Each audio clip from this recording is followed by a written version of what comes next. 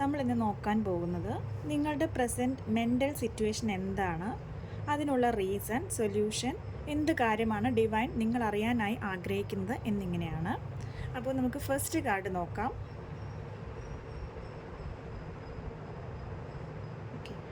First card വന്നിരിക്കുന്നത് 6 of cups ആണ്.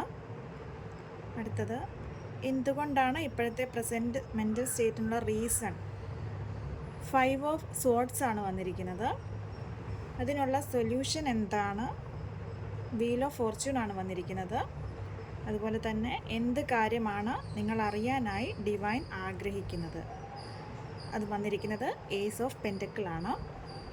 അപ്പോൾ നമുക്ക് നോക്കാം. നിങ്ങളുടെ ഇപ്പോഴത്തെ പ്രസൻറ്റ് സിറ്റുവേഷൻ എന്ന് പറയുന്നത് നിങ്ങളിപ്പോൾ ഒരു പാസ്റ്റ് കണക്ഷനെക്കുറിച്ച് ആലോചിച്ചുകൊണ്ടിരിക്കുകയാണ്. ഒരു നൊസ്റ്റാൾജിക് മെമ്മറിയാണ് നിങ്ങളുടെ മനസ്സിലിപ്പോൾ ഉള്ളത്. അതായത് കഴിഞ്ഞു പോയ ഒരു എക്സ്പീരിയൻസിനെ കുറിച്ച്, ഒരു കംഫർട്ട്, ഒരു ഫീലിങ്ങിനെ കുറിച്ച് ഇപ്പോഴും നിങ്ങൾ ഓർത്തുകൊണ്ടിരിക്കുകയാണ്. നിങ്ങൾ അതിൽ തന്നെ സ്റ്റക്കായിരിക്കുകയാണെന്ന് വേണമെങ്കിൽ പറയാം. അതിൽ നിന്ന് മൂവ് ഓൺ ചെയ്ത് മുന്നോട്ട് പോകുവാനായിട്ട് നിങ്ങൾക്ക് സാധിക്കുന്നില്ല എന്നാണ് ഇവിടെ കാണിക്കുന്നത്. അപ്പോൾ ഈ ഒരു കാർഡിന് ഇങ്ങനെ ഒരു മാനസികാവസ്ഥ വരാനായിട്ടുള്ള ഒരു റീസൺ എന്താണ് എന്ന് നോക്കുമ്പോൾ നമുക്ക് കാണിക്കുന്നത് 5 ഓഫ് സോർഡ്സ് ആണ്. അതായത് ഒരു കോൺഫ്ലിക്റ്റ് ആരുമായിട്ടോ വന്നിട്ടുണ്ട്, അവിടെ ഒരു ഈഗോ ഇഷ്യൂ നടന്നിട്ടുണ്ട്. അപ്പോൾ അതിൻ്റെ ഭാഗമായിട്ട് ഒരാൾ നിങ്ങളെ വിട്ടുപോയിട്ടുണ്ട്. അപ്പോൾ അതൊരു വൂണ്ടായിട്ട് നിങ്ങളുടെ മനസ്സിൽ ഇപ്പോഴും നിലനിൽക്കുന്നു. അപ്പോൾ ആ വ്യക്തിയുമായിട്ടുള്ള പഴയകാല ഓർമ്മകൾ നിങ്ങളിപ്പോഴും അയവിറക്കിക്കൊണ്ടിരിക്കുന്നു എന്ന് വേണമെങ്കിൽ പറയാൻ സാധിക്കും. അപ്പോൾ അതുമായിട്ട് ബന്ധപ്പെട്ട് നിങ്ങൾ ഒരുപാട് ഓവർ തിങ്കിങ് ചെയ്യുന്നുണ്ട്. അത് കൂടുതലും ഇല്യൂഷനും ആകാം. നിങ്ങളെ തന്നെ സ്വയം താഴ്ത്തി കിട്ടുന്ന ഒരവസ്ഥ ഉണ്ട്. അതൊക്കെ കൊണ്ടാണ് ഇപ്പോഴത്തെ ഒരു മെൻ്റൽ സിറ്റുവേഷനിൽ നിങ്ങൾ ബുദ്ധിമുട്ടുന്നത്. അതുപോലെ തന്നെ നിങ്ങൾ മറ്റുള്ളവരിൽ നിന്ന് ഒരു അക്സെപ്റ്റൻസ് പ്രതീക്ഷിക്കുന്നുണ്ട്.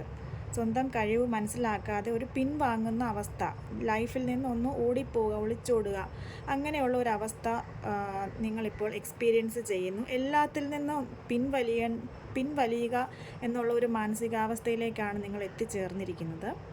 അതുപോലെ തന്നെ അതിനുള്ള സൊല്യൂഷൻ എന്താണ് എന്ന് ചോദിക്കുമ്പോൾ വീൽ ഓഫ് ഫോർച്യൂൺ ആണ് വന്നിരിക്കുന്നത്. അതായത് ഗോ വിത്ത് ദ ഫ്ലോ എന്നാണ് വീൽ ഓഫ് ഫോർച്യൂൺ സൂചിപ്പിക്കുന്നത്. എല്ലാത്തിനും ഒരു ഡിവൈൻ ടൈമിംഗ് ഉണ്ട്. അപ്പോൾ അതിനെ റെസിസ്റ്റ് ചെയ്യാതെ യൂണിവേഴ്സിന് സറണ്ടർ ചെയ്യുക എന്നുള്ളതാണ് ഇവിടെ കാണിക്കുന്നത്. ഈ ഒരു സമയവും കടന്നു പോകുമെന്ന് മനസ്സിലാക്കുക. അതായത് ലൈഫിനൊരു പാറ്റേൺ, ഒരു സൈക്കിളുണ്ട്. ആ സൈക്കിൾ അതിൻ്റെ ഫ്ലോ അനുസരിച്ച് മുന്നോട്ട് പോവുക, അതിനെ റെസിസ്റ്റ് ചെയ്യാതിരിക്കുക എന്നുള്ളതാണ് ഇവിടെ കാണിക്കുന്നത്. അതായത് ടൈം മാറി വന്നിരിക്കുന്നു. ആ വീൽ തിരിഞ്ഞു വരുന്നതിനനുസരിച്ച് പുതിയ ഓപ്പർച്യൂണിറ്റീസ് നിങ്ങളിലോട്ട് എത്തിക്കൊണ്ടിരിക്കുന്നു. അപ്പോൾ അതിനെ അക്സെപ്റ്റ് ചെയ്യുക എന്നാണ് വീൽ ഓഫ് ഫോർച്യൂൺ കാണിക്കുന്നത്. അതുപോലെ തന്നെ എന്ത് കാര്യമാണ് നിങ്ങൾ അറിയാനായി ഡിവൈൻ ആഗ്രഹിക്കുന്നത് എന്ന് നോക്കുമ്പോൾ ഏസ് ഓഫ് പെൻറ്റക്കിൾ ആണ് വന്നിരിക്കുന്നത്. നിങ്ങളിലേക്ക് ഈശ്വരൻ ഒരു പുതിയ ഓപ്പർച്യൂണിറ്റി കൊണ്ടുവന്നിരിക്കുകയാണ്. അതായത് ഒരു അൺഎക്സ്പെക്റ്റഡ് ഗിഫ്റ്റായിട്ടാണ് ഈ ഒരു ഓപ്പർച്യൂണിറ്റി നിങ്ങളിലേക്ക് എത്തിച്ചിരിക്കുന്നത്. അപ്പോൾ നിങ്ങൾ വളരെ ഓപ്പൺ ആയിട്ടിരിക്കുക. നിങ്ങൾക്ക് പുതിയൊരു ഓപ്പണിംഗ് നിങ്ങളിലേക്ക് വന്നുകൊണ്ടിരിക്കുന്നു. അതിനുവേണ്ടി അതിനെ സ്വീകരിക്കാനായിട്ട് നിങ്ങൾ ഫ്ലെക്സിബിൾ ആയിട്ടിരിക്കുക. അതായത് ഇതെല്ലാം തന്നെ ഒരു ലൈഫിൻ്റെ ഒരു ബിഗ്ഗർ പ്ലാനിൻ്റെ പാർട്ടായിരുന്നു എന്ന് മനസ്സിലാക്കുക. ഒരു കാർമിക് പാറ്റേൺ കഴിഞ്ഞിരിക്കുന്നു. ഇനി പുതിയ ഓപ്പർച്യൂണിറ്റീസാണ് നിങ്ങളുടെ മുന്നിൽ ഓപ്പൺ ആയിരിക്കുന്നത്. അത് മനസ്സിലാക്കി അതിനെ അക്സെപ്റ്റ് ചെയ്യുക. അബണ്ടൻസ് ആണ് നിങ്ങളെ പ്രതീക്ഷിച്ചിരിക്കുന്നത്. ഇനി ഒരു റിലേഷൻഷിപ്പിൻ്റെ കാര്യത്തിലാണെങ്കിൽ ഒരു സെക്യൂരിറ്റി, സ്റ്റെബിലിറ്റി, ഒരു ലോങ് ടേം ആയിട്ടുള്ള ഒരു റിലേഷൻ എന്നിവയാണ് നിങ്ങളിലേക്ക് എത്തിയിരിക്കുന്നത്.